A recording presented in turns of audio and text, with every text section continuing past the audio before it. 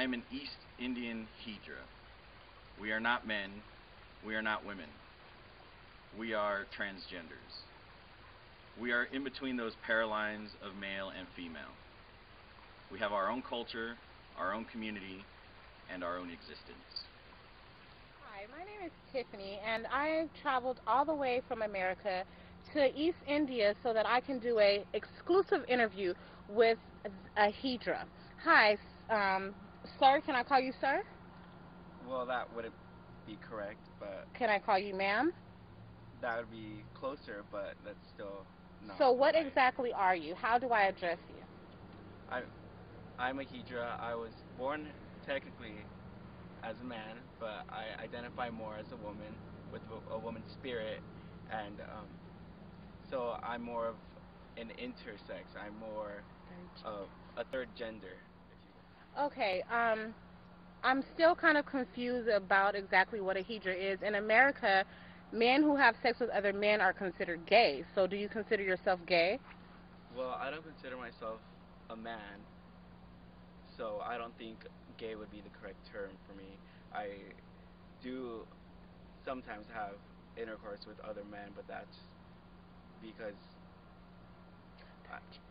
I am like a third gender, so neither of us is really gay from like a Western sense. And what type of work do you guys do? Well, we are really don't really have much respect in India, so I usually just do what I can. I usually go to baby christenings and try to see if they'll let me bless the baby for in exchange for spices or any type of money. Excuse me, ma'am. Can I ask you a question? Sure. How does your culture view Hydras? Well, at first they were thought to be an honorable group since they were the worshippers of the mother goddess Mata, who had removed her own breasts to protect herself from being ravished by thieves, just as a true Hydra will be castrated. But as society changes, so does their role. In the beginning, their jobs were to bless fertility on men at their weddings and baby boys at their birth. But now, people will look down upon them, and they're no longer given money for that, so they have to turn to Today prostitution. someone called me names in the street. He called me gay and a faggot, but they just don't understand that I don't identify as that either. I was born a man, but with a woman's spirit, and that's it. And this is Tiffany reporting all the way from America. I traveled to East India and I found another young lady. I'm sorry, what's your name again? Jasmine. Jasmine. I noticed that she was interacting with a lot of the Hijras, so I just pulled her aside just to get her perspective of how she feels about Hijras in her community. So I noticed that you were dealing with a Hijra. Can I ask what exactly was going on there? Yeah, I was talking to the Hydra about possibly blessing my baby when my baby is born. What do you mean by blessing your baby? Hydras, traditionally, they are at, marriages or um, ba- the birth of babies to help bless them with fertility. Oh, okay. Fertility. Wow, that's really interesting. I had an interview earlier today with the Hydra, and he mentioned something about blessing a blessing a baby. I didn't really understand. So, he was he actually at your wedding? Um, there was a Hydra at in that participated in my wedding, and he blessed my husband with fertility so that we Oh. could, have babies. And Wow. Well, yeah, well, congratulations. thank How you. many months are you? Um, 7. Yeah, 7. Wow. Do you know if you're having a boy or a girl? it's gonna be a boy. Oh, wow. So That's you that's why I'm, hoping to have a Hydra there to bless my baby boy with fertility. Oh, okay. So how shortly after he blessed you at your wedding did you actually become pregnant? Um, like right away. Yeah, I mean, Wow. yeah, the Hydra blessings, they really are a wonderful thing. Oh, wow. Okay. Thank you so much. You're welcome. Bye. I'm here with Kashiba. She is a Hydra, so I'm here. I'm be interviewing her and see how her life is as a Hydra.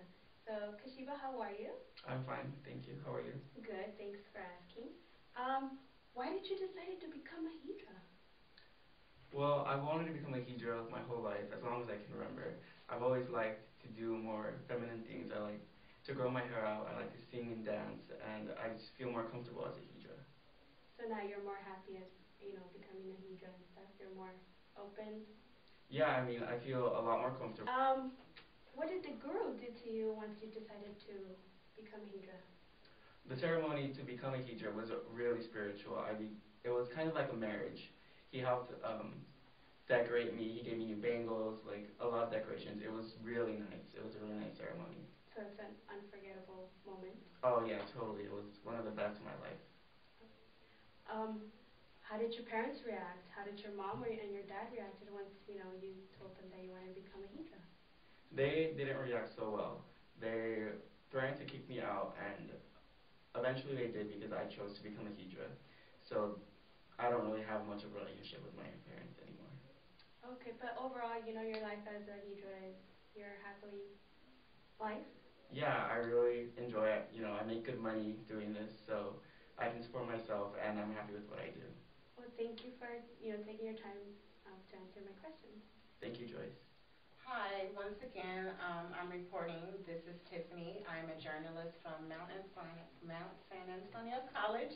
That's in California from the United States of America. I had an interview with Kahibra, I'm sorry. It's really hard for me to pronounce these Eastern Indian names, so be patient with me. And I found his guru. So I had a couple of questions that I wanted to ask you guys, and I want to thank you again for spending time out of your busy day to do these interviews with me.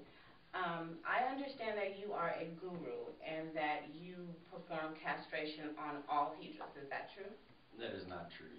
You do not have to be castrated to be a Hijra. You should just be initiated into the community to be part of it. Really? So would you say like most Hijras are castrated? I would say about 8%. 8%. Oh. So not very many. Okay. And what makes them actually, you said they have to go through a ceremony, or what makes them become castrated? Like, why do some choose to be castrated and others don't? Only the true Hijras have to be castrated. If one does not accept him or herself completely, then the world won't accept you. So maybe you're abnormal, but the world itself is abnormal.